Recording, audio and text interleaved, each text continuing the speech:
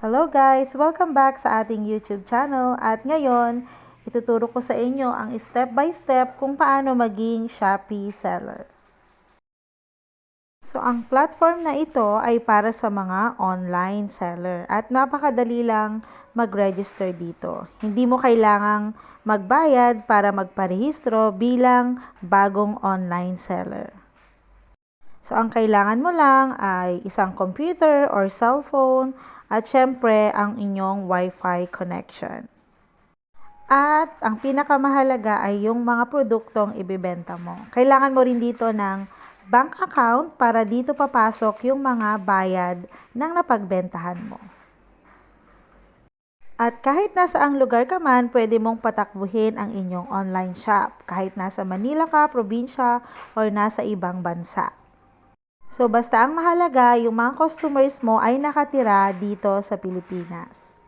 So, dumako na tayo kung paano mag-register sa shop na ito.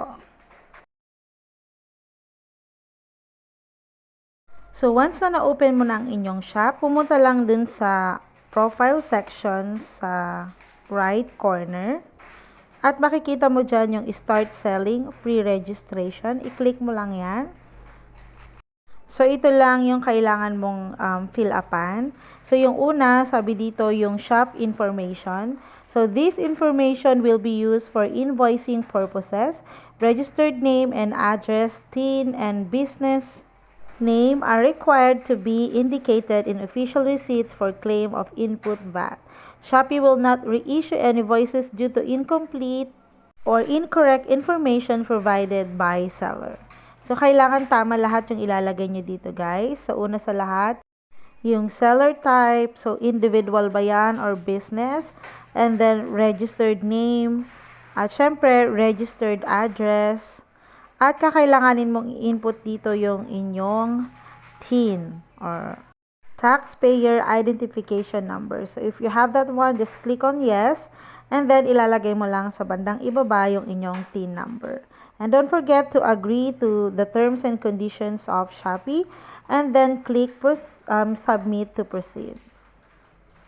So, ayan guys, nakagawa na tayo ng ating Shopee seller account.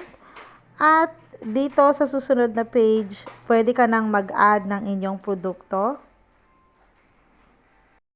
So, kailangan mo din palang i-set up yung shipping settings mo. So, pwede kang mamili kung anong courier yung gusto mo, like JNT. And then, kung okay ba sa'yo yung COD. So, yan guys. Basta lahat ng requirements na hihingin sa'yo ni Shopee ay ibigay nyo lang sa kanya.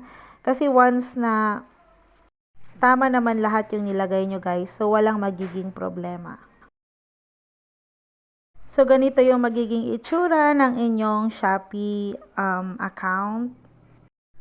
So, ma-monitor mo dito kung meron ka na bang to ship, kung ilan yung canceled na order, kung may nagbalik, at yung mga reviews ng mga produkto mo.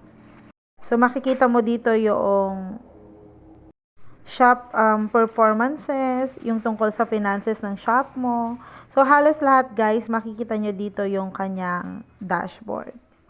So, para makapag-start na mag-upload ng inyong mga produkto, i-click nyo lang yung My Product.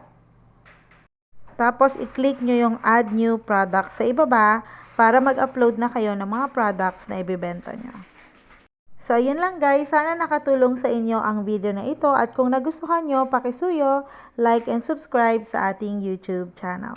Thank you for watching!